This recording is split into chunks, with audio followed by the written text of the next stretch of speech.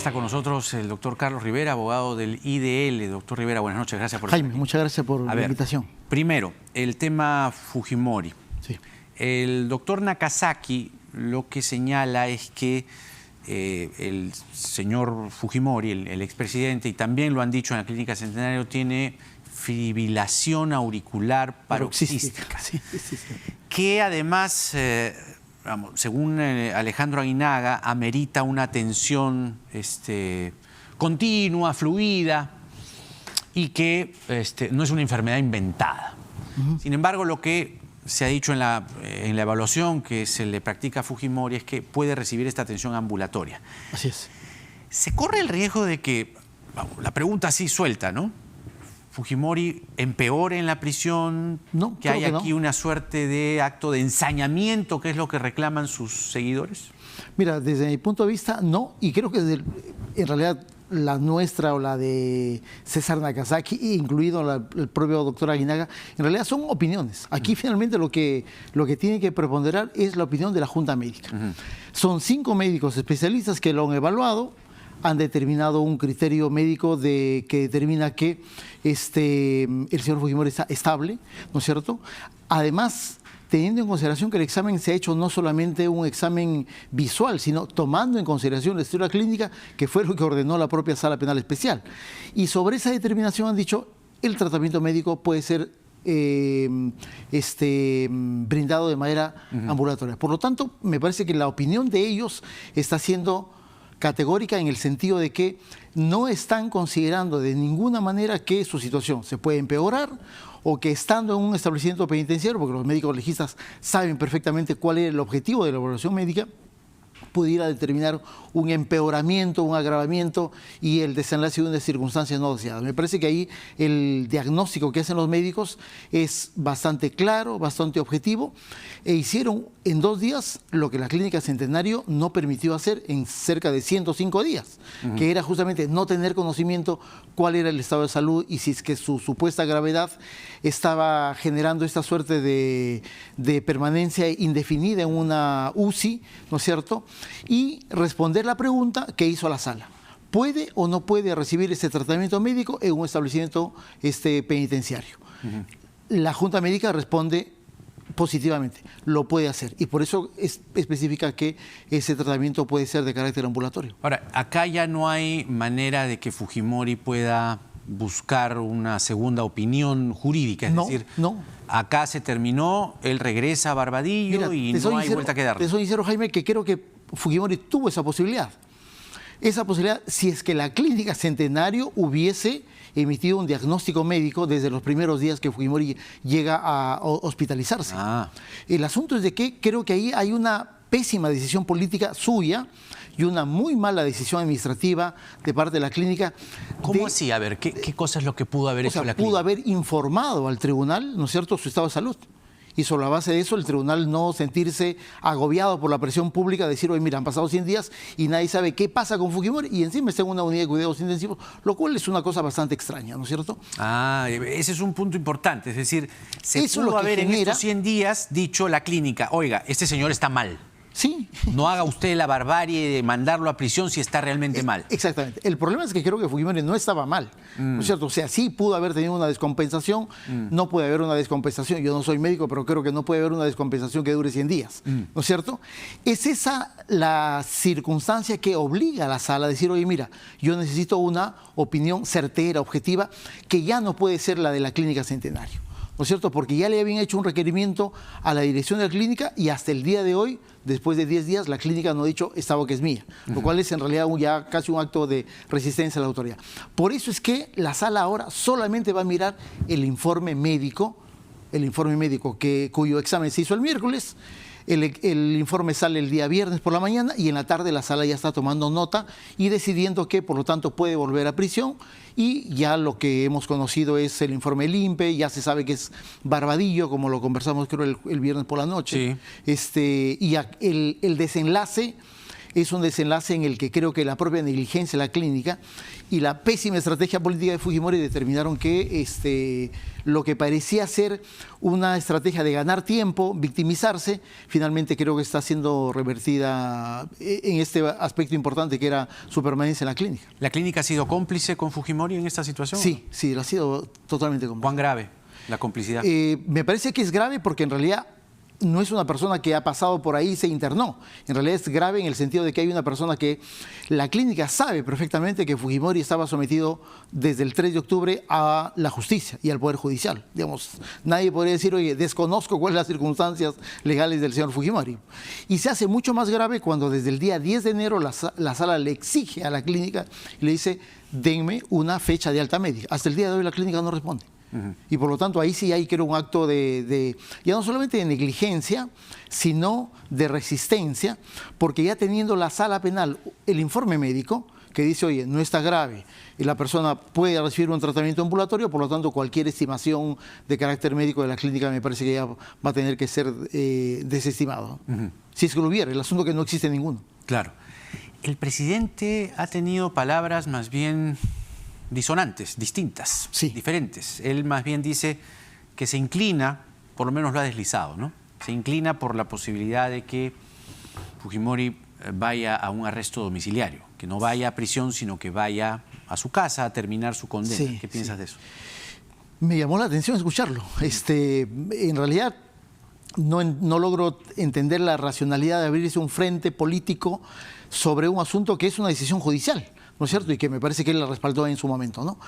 Pero además me parece un tanto contradictorio con lo que Vizcarra firmó en noviembre del año pasado, cuando el Congreso, recuerdas, promulga una ley habilitando la posibilidad de que personas, me parece que de 65 años pueden irse a su casa habiendo estado condenados, argumentando que están delicados de salud. Y Vizcarra firma un documento de unas 12 páginas, en realidad, Jaime, yo diría un documento demoledor contra la norma, acusándola de una abierta inconstitucionalidad por afirmar de que es una norma casi con nombre propio. Claro. Por lo tanto, creo que no se puede desmarcar una opinión de esa naturaleza del caso Fujimori. Y por lo tanto, la propuesta de Vizcarra o la opinión de Vizcarra obligatoriamente tendría que recaer en una norma legal, porque no existe una norma legal que establezca que las condenas se cumplen vía arresto domiciliario. Esa es una norma de carácter procesal, solamente se habilita para alguien que está procesado, no para alguien que está condenado. Por lo tanto, tendría que haber obligatoriamente una modificación. Y en este escenario, una modificación para que haya un cumplimiento de la pena con arresto domiciliario, bueno, todo el mundo va a pensar que es una norma para Fujimori, aun cuando sea una opinión del presidente de la República. Es lo que dice es personas de avanzada edad deben cumplir su pena de manera domiciliaria, sí, en el contexto de Fujimori. Ese fue el texto y el contenido del proyecto que él objetó y yo diría que él demolió con el informe jurídico que envió al Congreso de la República, ¿no? Y como sabemos es no un proyecto, sino una norma observada que decidió luego de la observación del presidente ser literalmente encarpetada en el Congreso de la República, porque en realidad ya nadie ha escuchado ninguna iniciativa en el Parlamento en esa dirección, ¿no? Ahora, pero sí va, digamos, más allá, ¿no? Repasando las declaraciones de Vizcarra el domingo, sí, digamos, se inclina por la posibilidad de que Fujimori cumpla su pena bajo arresto domiciliario. Entonces, digamos, no es la opinión de cualquiera, es la opinión del presidente. No, de hecho, no es la opinión de cualquiera y hay que evaluarla en esa dimensión. Yo te digo, me llamó la atención porque, claro, solo hace 2 meses firmó un documento demoledor sobre una norma que básicamente proponía lo que él ahora sobre lo cual él ahora está opinando, ¿no? Entonces, ¿qué interpretación le das? Mira, tiene que ser necesariamente una interpretación política, ¿no? Probablemente el presidente haya estado motivado por las circunstancias actuales de la inminente investigación en el seno del Congreso de la República. ¿Crees que por ahí se gatilla su declaración como para ablandar a los fujimoristas, por lo menos, aquietar a los fujimoristas? Son 2 hechos que se están manejando contemporáneamente, ¿no? La investigación, que creo que es una investigación muy forzada del Congreso de la República, pero, digamos, Vizcarra, a pesar de que ha tenido la capacidad de frenar los ímpetus abusivos del Congreso, también sabe lo que puede hacer el Congreso de la República, ¿no? Y por lo tanto creo que es la única explicación que yo podría encontrar de por qué el presidente decide, en un momento decisivo y de desenlace del caso Fujimori, lanzar una opinión que pareciera ser una suerte de tabla de salvación para el caso Fujimori, ¿no? Un poco si quitamos a Vizcarra, la misma declaración, tal como la dices, sonaría a PPK. Tal cual, sí, ¿no? en algún momento lo he pensado, ¿no? O sea, definitivamente Sigue los pasos es de el PPK tono, en ese, es el tono que PPK, es cierto, desde el inicio de su gestión fue desarrollando. Ajá. Ahora, no es el único, ¿ah? El jefe de la OCMA, Sí, el sí, te he doctor escuchado. Walde, No había sí, visto la declaración de Walde, pero ha hecho un pronunciamiento en la misma línea que Sí. Alberto Fujimori debería cumplir su pena en su casa eh, diariamente. mira, en ese caso sí me parece un poco más delicado, porque Magistrado de la Suprema. Walde no es un ciudadano, no es un político que puede estar un poco lanzando opiniones a la libre. Él es el jefe de la OCMA, es un juez de la Corte Suprema de Justicia y por lo tanto tendría que ser por lo menos un tanto condescendiente y respetuoso de las decisiones que sus colegas, otros jueces supremos, están emitiendo en un caso particularmente emblemático, ¿no? Y en el que Walde sabe que no hay una norma legal, ¿no? Claro, Ese es el claro. Pero ahora, igual, este señor tampoco es cualquiera. Este señor es el Exactamente. jefe de la OCMA, Sí. es un vocal supremo y la Sala Suprema se ha pronunciado en otro sentido. Entonces, igual, otra interpretación ahí extraña. Mira, para mí yo creo que Walde busca influenciar la sala que está por decidir la apelación, ¿no? Yo no veo otra cosa, es decir, él, que yo recuerde, nunca había opinado sobre el caso Fujimori, a pesar de que él está hace muchos años en la Corte Suprema,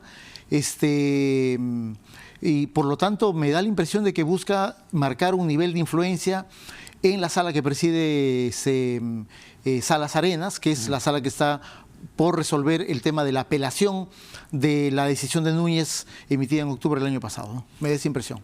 Dice, creo que un arresto domiciliario sería una cosa aconsejable a estimar en el caso de Alberto Fujimori, que tiene una enfermedad terminal que está viviendo en una clínica.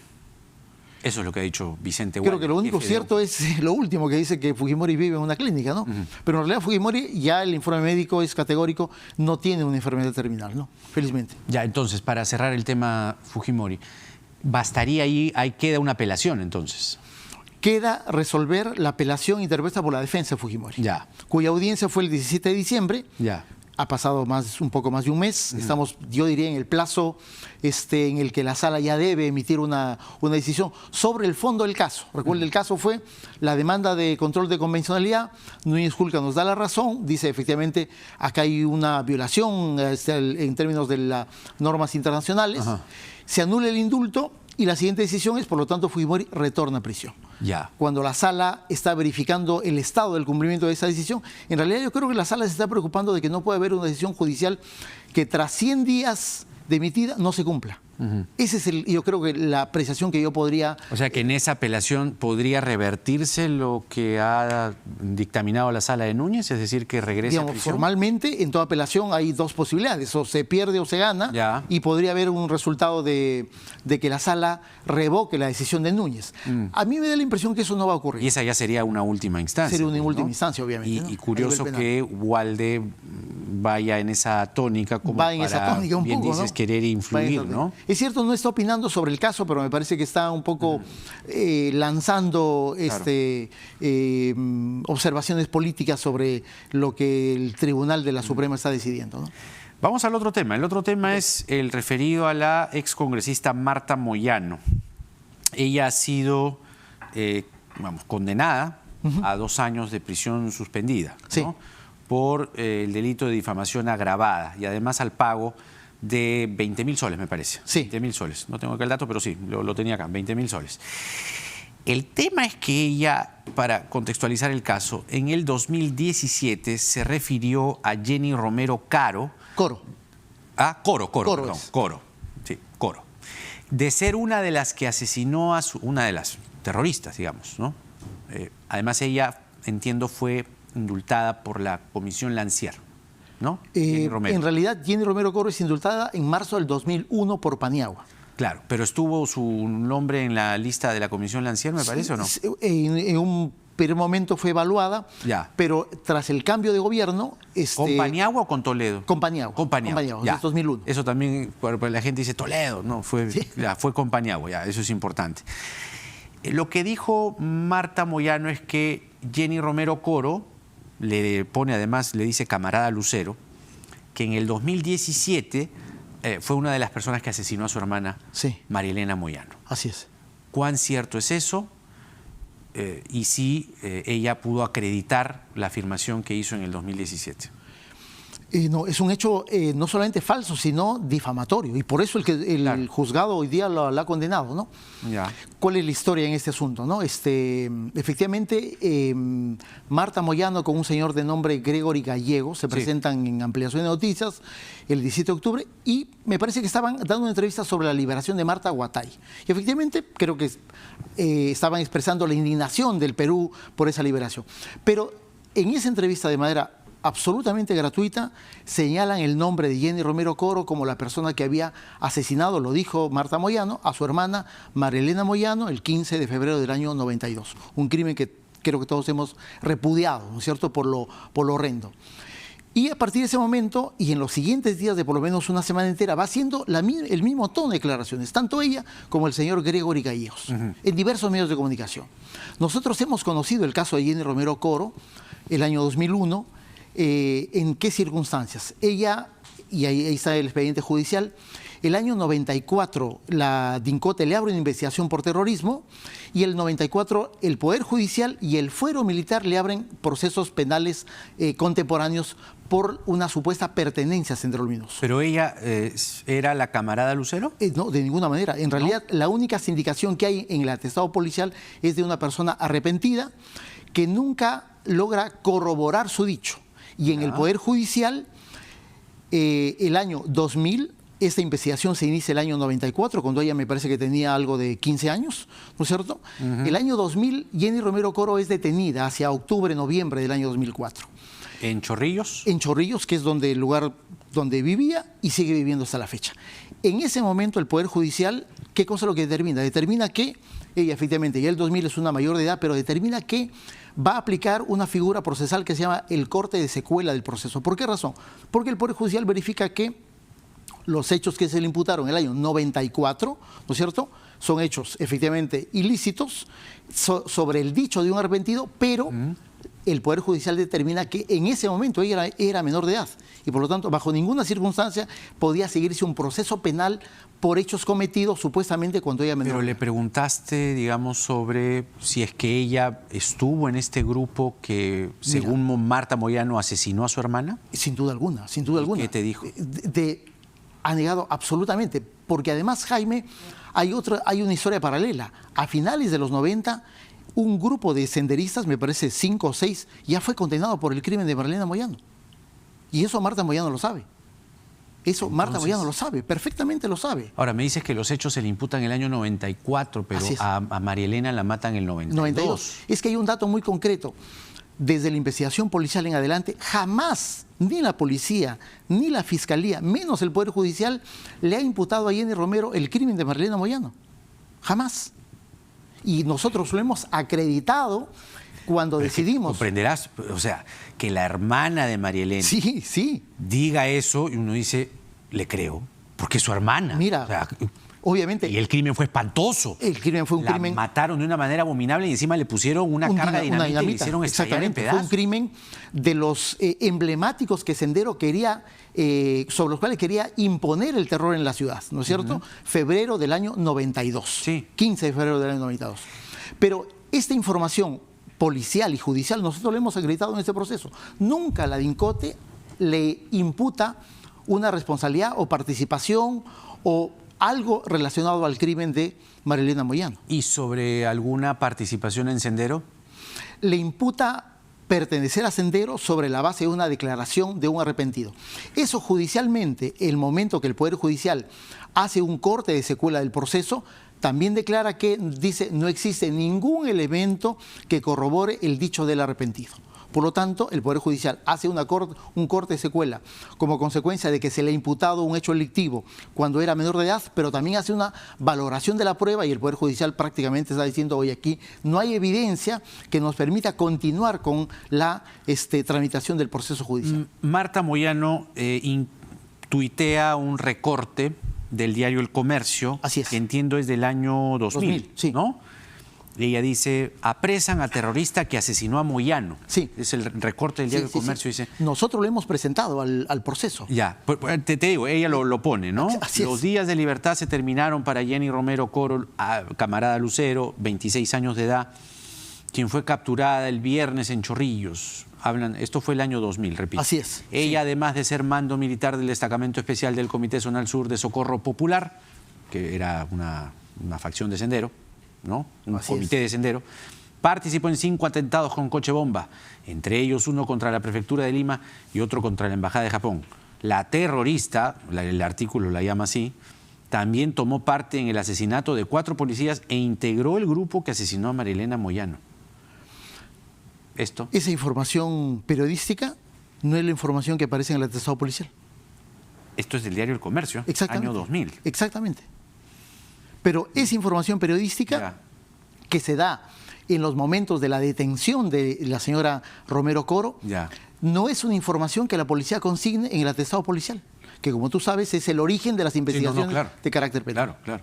Por lo tanto, puede que haya aparecido, nadie lo niega, nosotros mismos hemos discutido ese documento en el juicio, pero digamos, tú no puedes indicar a una persona de haber asesinado a otra simplemente sobre el titular de un periódico. No, de ninguna manera. Pero más aún si es la hermana que sabe que ha habido un proceso, que hubo condenas, y por eso es que la propia... ¿A quiénes se condenó? A ver, refréscame la memoria. Mira, los nombres no los tengo, pero tengo la información que a 5 o 6 miembros de Sendero Luminoso fueron condenados hacia el 97-98. El crimen fue del año 92. Sí. Y por lo tanto, la hermana Marta sabía. Y por eso es que, acá también tengo sus declaraciones, cuando es llamada a declarar en esta querella, Marta Moyano dice que no tiene ninguna prueba. Gregory Gallego dice, no tengo ninguna prueba. No, eso sí la prueba es que, Gregory Gallego dice, la prueba es que me lo contó Marta Moyano. Por lo tanto, desde ese momento, creo que ya había una situación absolutamente categórica en términos de lo que el juzgado estaba evaluando, de que había pues, una abierta difamación, que se le estaba imputando un hecho particularmente grave y horrendo como el asesinato de Marilena, ¿no es cierto?, a una persona que no tenía nada que ver con ese crimen.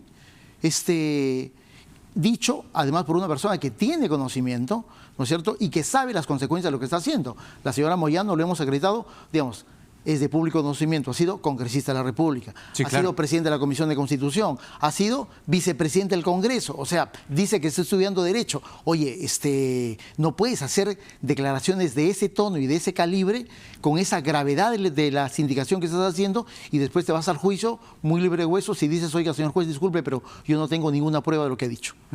¿Cuál es la consecuencia? Bueno, el juzgado te tiene que condenar, ¿no? Entonces, para que quede claro ante el público, sobre todo, Jenny Romero Coro no fue nunca la camarada Lucero. Nunca ha sido la camarada Lucero. Tampoco militó en Socorro Popular. Tampoco, digamos. Hay que contextualizar casos como este, de los años 90, en el que por sindicaciones de supuestos arrepentidos se metió a la cárcel a gente que no tenía nada que ver con Sendero Luminoso. Y eso, digamos, el propio Fujimori lo reconoció, creó la Comisión Lancier, indultó a más de 500 personas. Es decir, sí fue parte del problema de violaciones al debido proceso que se dieron en los años 90 como consecuencia de las arbitrariedades que se cometía a nivel policial, ¿no? Y sobre este artículo del Comercio, digamos, que parece ser, digamos, uno saca más o menos por experiencia, ¿no?, que aquí hay una suerte de fuente de inteligencia aparentemente que policial. Entrega, además, información muy precisa, ¿no? Sí. Llegaron a corroborar esto con, no sé, el diario El Comercio, con información de la época. No le llaman, le dicen camarada Lucero, era del Comité Zonal Sur de Socorro Popular, es decir, hay imputaciones bastante claras. No nos cabe ninguna duda, y eso fueron parte de nuestros alegatos en ese juzgado, que la fuente es una fuente policial. Porque no es cierto, digamos, no es que la detención de la señora Romero en octubre del año 2000 fue un hecho público, ¿no es cierto? Fue una detención más. Sí. La única fuente es un recorte chiquitito. Exactamente. Chiquitito. La única fuente posible a la que haya accedido el diario El Comercio ha sido una fuente policial. Bueno, nosotros, ¿qué dijimos? Hay que acudir a la fuente policial. La fuente policial era el atestado policial del caso de la detención de la señora Romero Coro.